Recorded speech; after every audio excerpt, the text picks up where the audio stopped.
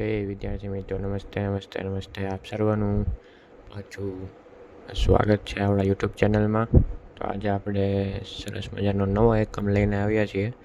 પહેલાંના વિડીયોમાં આપણે હેરોનનું સૂત્ર ગણિતનું એકમ લઈને આવ્યા હતા, બધાને સમજાઈ ગયું હશે એવું મારી આશા છે.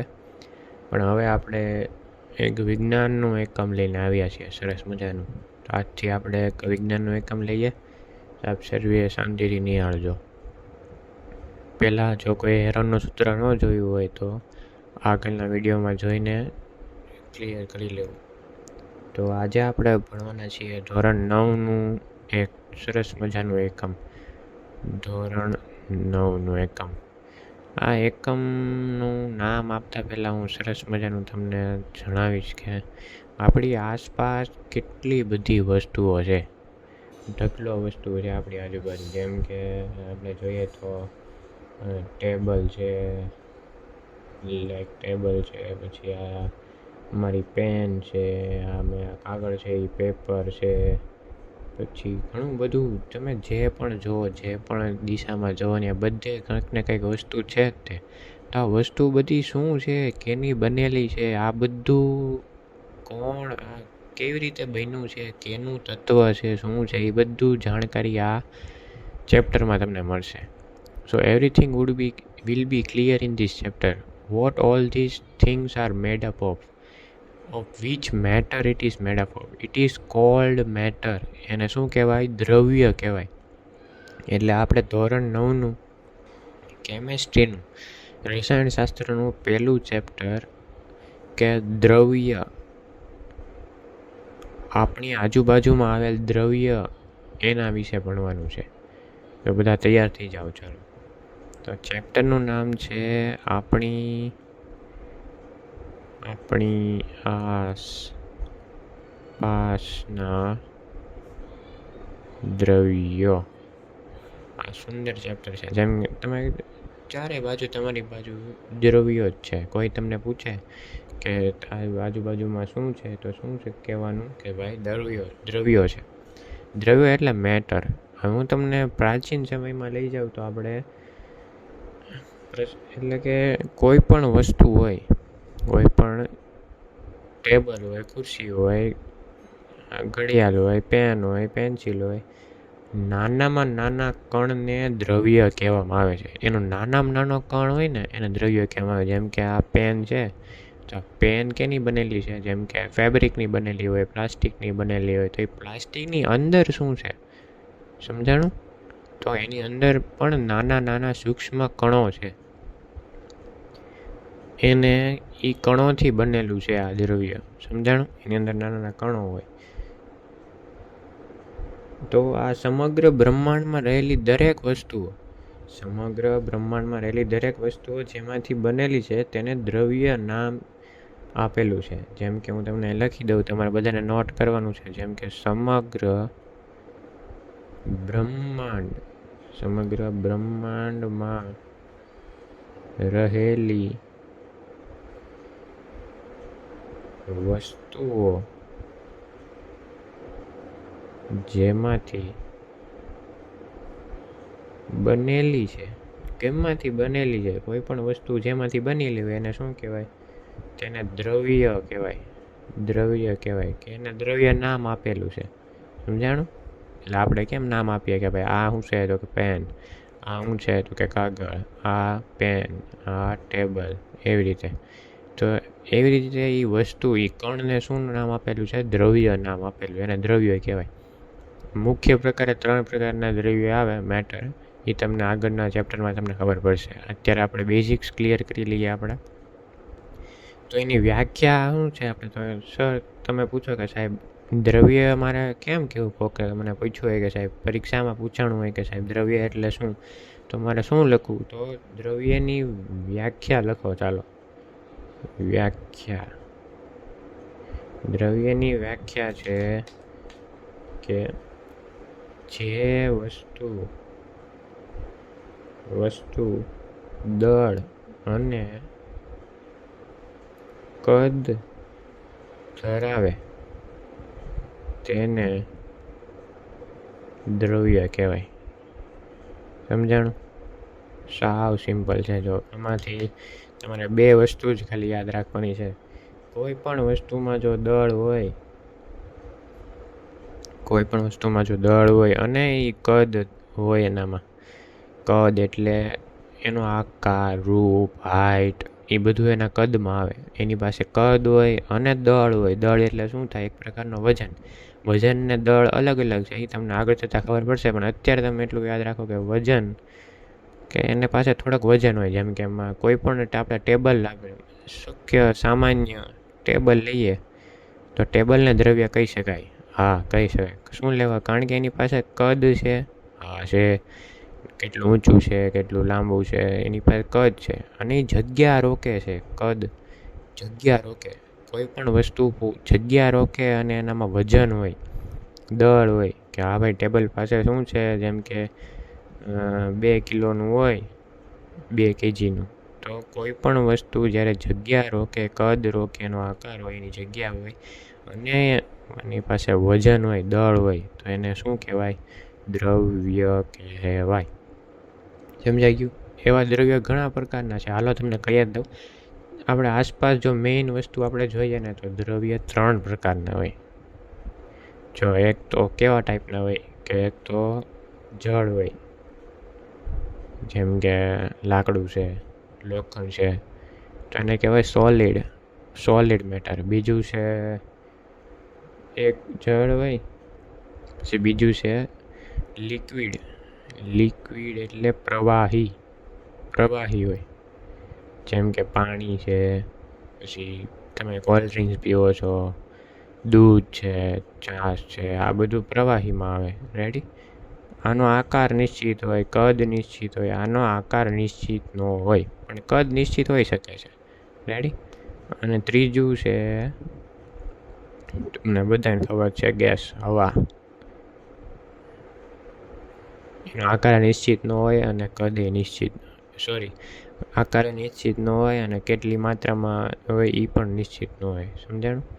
આનું કાંઈ નિશ્ચિત ન હોય ગેસનું. સમજાણું? પણ એમાં પ્રસરણ ખૂબ સારી રીતે થાય. એ ધ્યાનમાં રાખવાનું. આગળ આપણે સમજશું પ્રસરણ એટલે શું. અત્યારે ખાલી તમે આટલું ધ્યાનમાં રાખો. તો હવે આપણે થોડુંક હિસ્ટ્રીમાં જઈએ. પ્રાચીન કાળમાંથી બધાના શું મંતવ્ય હતા એ આપણે લઈએ. પ્રાચીનથી આધુનિક સુધી માણસો કેવી રીતે ભોગ્યા, કે પહેલેથી ક્યુરિયોસિટી તો બધામાં હતી જ તે. All peoples were having curiosity, from having a small round tyre to the robotics AI generation. નાના એવા પૈડાની શોધથી લઈને અત્યારની AI જનરેશન સુધીની આટલી સરસ શોધ જો કોઈ થાય હોય તો એ જિજ્ઞાસાથી જ થાય. સાયન્સમાં જિજ્ઞાસા એ ખૂબ જ જરૂરી છે. ક્યુરિયોસિટી એનો સિમ્પલ મિનિંગ છે ટુ ક્વેશ્ચન કરો. તમારી આજુબાજુમાં જે થાય, શું લેવા થાય છે, કેવી રીતે થાય છે, શું કામ થાય છે, ક્વેશ્ચન કરો ત્યારે એનો જે જવાબ મળે છે એમાંથી એ જવાબમાં ઘણા સંશોધનો હોય છે. એટલે તમારે ધ્યાન રાખવું જોઈએ ને સવાલ કરતા રહેવા જોઈએ. તો ચાલો પરથી આપણા વિષય તરફ આવીએ. તો ભારતના તત્વજ્ઞાનીએ શું કીધું છે આપણે જોઈએ. તો ભારતના પહેલાંના તત્વજ્ઞાની હતા, એણે શું કીધું કે આપણા મેઇન ધરતી ઉપર 5 તત્વો છે. કેટલા? 5 તત્વો એમને જણાવી દીધા. એમણે શું કહેતા હતા કે એ જળ, પછી જમીન, આકાશ એટલે કે વાયુ અને અગ્નિ. આ એમને 5 કીધા. 1, 2, 3, 4 અને 5. આ 5 વસ્તુ એને શું કીધું કે આ મેઇન તત્વ છે. તત્વજ્ઞાની એટલે એવા માણસો જે તત્વ ઉપર નોલેજ લેતા હોય. રેડી? નાની વસ્તુ ઉપર વિચાર વિમર્શ કરે. ઇંગ્લિશમાં કહેવાય કે ફિલોસોફર્સ. જેમ કે આઈન્સ્ટાઈન તો સાયન્ટિસ્ટ હતા. ફિલોસોફર્સ એટલે જેમ કે આપણે મહર્ષિ કર્ણાદ છે, જૂના આપણે એરિસ્ટોટલ ને એ બધા ફિલોસોફર હતા. એ બધા ઘણી બધી સાયન્ટિફિક શોધ કરી છે. તો એ તત્વજ્ઞાની છે. કોઈ પણ વસ્તુને ક્વેશ્ચન કરવું, એના તર્ક વિશે જાણવું અને આન્સર કરવું, એને તત્વજ્ઞાની કહેવાય. તો એમણે આ આપણા ઋષિમુનિઓ ભારતના એમ કીધું કે જળ, જમીન, આકાશ, વાયુ અને અગ્નિ, આ 5 વસ્તુ એને શું કહેવાય? પંચતત્વ. પંચતત્વ આ તમે સાંભળેલું હશે. પંચતત્વ જ છે. બધું જ તત્વ પંચતત્વનું બનેલું છે. આ યાદ રાખજો, એમપી છે. પછીની આવ્યા ગ્રીક વૈજ્ઞાનિકો. ગ્રીક વૈજ્ઞાનિકનો મોટો ફાળો છે આપણા ઓલામાં, શું કહેવાય, સાયન્સમાં. ગ્રીક વૈજ્ઞાનિકો જેમ કે ગેલિલિયો, એરિસ્ટોટલ, આ બધા મોટી એક આકાશ દર્શનમાં, ખગોળશાસ્ત્રમાં મોટા મોટા ઉપકરણો એમને શોધીને આપણને આપ્યા છે. તો ગ્રીક વૈજ્ઞાનિકોએ આ તારણને સ્વીકાર્યું છે. ગ્રીક વૈજ્ઞાનિકો, Greek સાયન્ટિસ્ટે, they also satisfied or accepted that yes, this is right. These 5 things are the main base of all the substances, all the matter. આ બધા જ 5 તત્વો મેટરમાં ભાગ ભજવે છે. આ 5 વિનાના કાંઈ હોય નહીં. પણ પછી આપણા એવા આધુનિક વૈજ્ઞાનિકો, આધુનિક મીન્સ ટુડેઝ લાઈક નાવ, એટલે અત્યારના આધુનિક એટલે કે નવા વૈજ્ઞાનિકો, જે હવેની જનરેશન છે, વૈજ્ઞાનિકો આવ્યા. કારણ કે અત્યારે ઉપકરણો એટલા બધા આવી ગયા છે, એટલે એ બધાએ સંશોધન કર્યું અને ખાલી ક્લાસિફિકેશન કર્યું છે. આમાં કાંઈ જાતનો ચેન્જીસ એમણે કર્યો નથી. ખાલી ક્લાસિફિકેશન જ કરી શક્યા છે. આ પરમ સત્ય છે એવું મને લાગે છે, કે એમણે ખાલી ક્લાસિફિકેશન કર્યું કે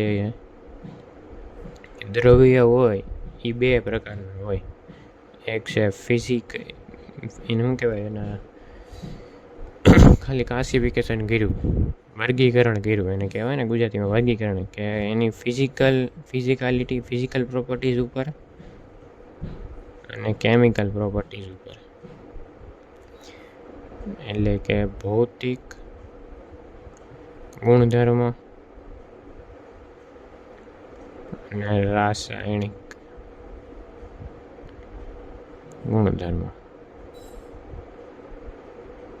આ 2 વસ્તુ વચ્ચે એમણે ખાલી તફાવત કર્યો છે, બીજું કાંઈ નથી કર્યું.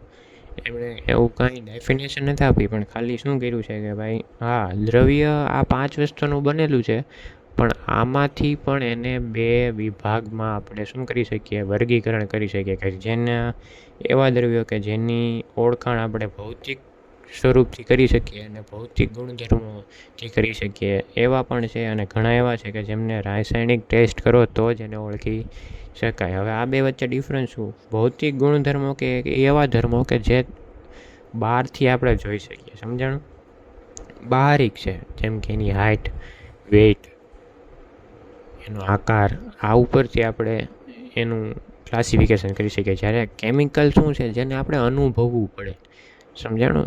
વેન વી ડુ રિએક્શન્સ કરો, રાસાયણિક પ્રક્રિયા કરો એના, ત્યારે અંદરના એલિમેન્ટ્સના તમે એના પ્રોપર્ટીઝ ખબર પડે, કે દ્રવ્યના કણો વચ્ચેનું શું છે તે ખબર પડે, ત્યારે એ વસ્તુ આપણને સારી રીતે ખબર પડે.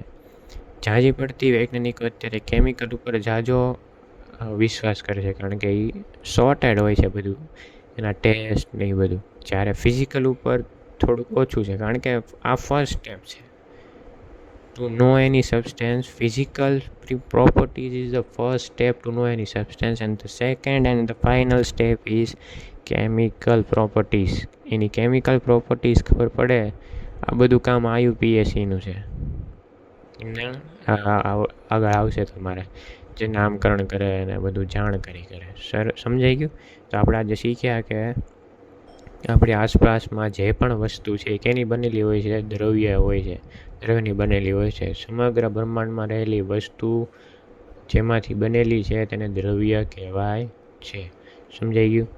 હવે એની આપણે વ્યાખ્યા જોઈ કે કોઈ પણ વસ્તુને દળ હોય અને કદ ધરાવે તેને દ્રવ્ય કહેવાય. આ પરીક્ષામાં આંખ નીચે લખી નાખવાનું, સમજાણું? જેમ કે ટેબલ છે અને કદ છે અને દળે છે, સમજાણું? એટલે એને દ્રવ્ય કહેવાય. દ્રવ્ય 3 પ્રકારના હોય, સોલિડ, લિક્વિડ એન્ડ ગેસ. સમજાઈ ગયું? પછી આપણે તત્વજ્ઞાનીઓ વિશે જાણ્યું કે પ્રાચીનમાં તત્વજ્ઞાની શું કહેતા હતા આપણા ઋષિમુનિઓ, કે જળ, જમીન, આકાશ, વાયુ અને અગ્નિ, આ 5 તત્વોથી બધા જ તત્વો બનેલા છે પણ તત્વથી બધા તત્વો બનેલા છે. ગ્રીક સાયન્ટિસ્ટ પણ હા પાડી કે હા ભાઈ આ વિધાન સાચું છે, આમ જ આ જ સાચું છે. અને પછીના આધુનિક જે વૈજ્ઞાનિકો આવ્યા એમણે શું કીધું કે આ વિધાન સાચું છે, પણ આમાં બે વસ્તુ આપણે બે પ્રોપર્ટીસ ગુણધર્મોમાં વર્ગીકરણ કરી શકીએ છીએ. તો આજ માટે એટલું રાખીએ. હવેના નેક્સ્ટ વિડીયોમાં આપણે જાણીશું કે સૂક્ષ્મ નીચે આપણે જે તત્વમાં શું આવેલું છે, તત્વ પણ અંદર શું રહેલું છે એ આપણે જાણશું. તો આભાર આ વિડીયો જોવા બદલ. અને જો કાંઈ ડાઉટ હોય તો તમે મને કમેન્ટ સેક્શનમાં જણાવજો. આપણે એનાથી અલગ વિડીયો બનાવશું ડાઉટ સોલ્વિંગનો. Thank you. ચલો આભાર.